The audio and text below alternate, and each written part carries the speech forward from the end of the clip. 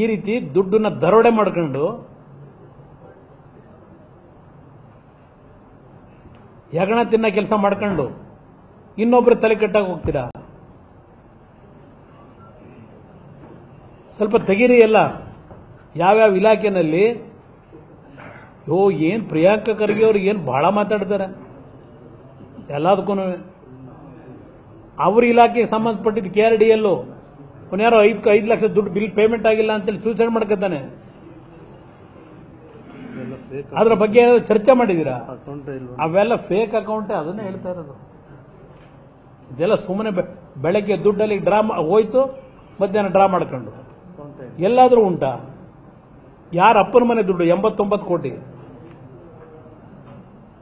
ಇದಕ್ಕ ನಿಮಗೆ ಕೇಂದ್ರ ಸರ್ಕಾರ ನಮಗೆ ದುಡ್ಡು ಕೊಡ್ತಿಲ್ಲ ಅಂತ ಹೇಳ್ತಾ ಇರೋದು. ಈ ತರ ದರೋಡೆ ಮಾಡಕ ದುಡ್ಡು ಬೇಕಾಗಿರೋದು ನಿಮಗೆ?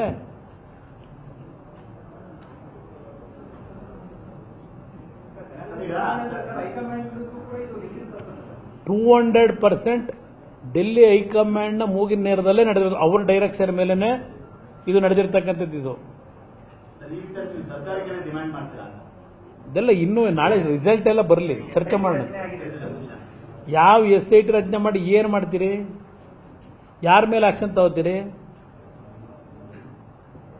ಅಲ್ಲಿ ಅವ್ರು ಯಾರೋ ಸೂಸೈಡ್ ಮಾಡ್ಕೋಬೇಕಾದ್ರೆ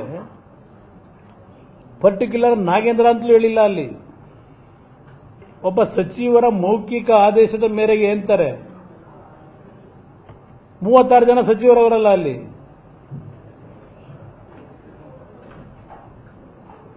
ಇಲಾಖೆ ಸಚಿವರು ಅಂತಲೇ ಹೇಳಿಲ್ಲ. ಆತ್ಮಹತ್ಯೆ ಇದರಲ್ಲಿ ಡೆತ್ ನೋಟಲ್ಲಿ.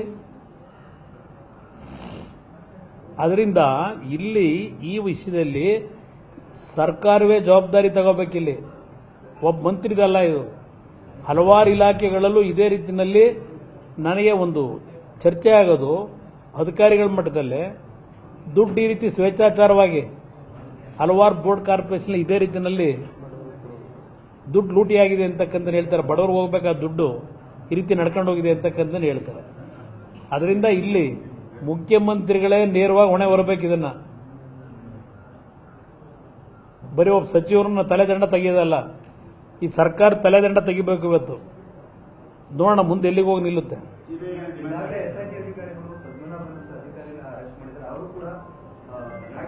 ಅವ್ರು ನಾನು ರಾಜ್ಯದಲ್ಲಿದ್ದೆ, ನನಗೆ ಗೊತ್ತೇ ಇಲ್ಲ, ನಾನು ಸೈನ್ ಅಲ್ಲ ಅಂತ ಈಗಲೇ ಹೇಳ್ತಾವ್ರಲ್ಲ. ಯಾರು?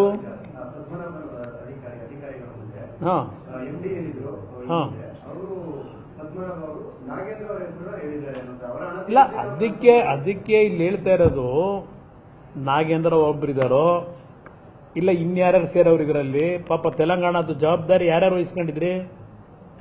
ನಾಗೇಂದ್ರ ಒಬ್ಬನಿಗೆ ಕೊಟ್ಟಿದ್ರಾ ತೆಲಂಗಾಣ ಜವಾಬ್ದಾರಿನ?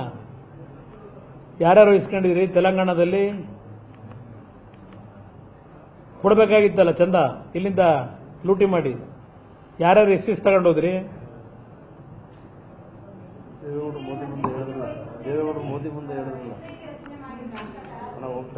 ಇಲ್ಲಿ ಯೂನಿಯನ್ ಬ್ಯಾಂಕ್ ಇದರಲ್ಲಿ ಇನ್ವಾಲ್ವ್ ಆಗಿರೋದ್ರಿಂದ ಇದು ಅಲ್ಟಿಮೇಟ್ಲಿ ಕೇಂದ್ರ ಸರ್ಕಾರದ CBI ಇಂದಲೇ ತನಿಖೆ ಆಗಬೇಕಾಯ್ತದೆ. ಇದು ಅವ್ರು ಆಗಲೇ ಲೆಟರ್ ಬರೆದವ್ರೆ ಬ್ಯಾಂಕ್ನವರು.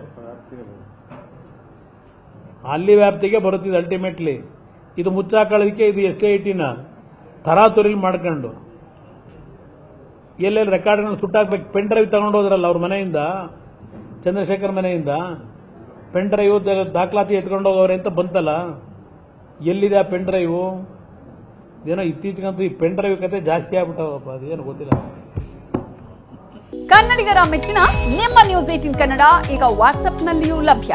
ಕರ್ನಾಟಕ ಮತ್ತು ದೇಶ ವಿದೇಶದ 360 ಡಿಗ್ರಿ ಸುದ್ದಿ ವಿವರವನ್ನ ನೀವು ನಿಮ್ಮ ಕೈ ಬೆರಳುಗಳಲ್ಲಿಯೇ ಪಡೆಯೋದಿಕ್ಕೆ ಈ QR ಕೋಡ್ ಅನ್ನು ಸ್ಕ್ಯಾನ್ ಮಾಡಿ.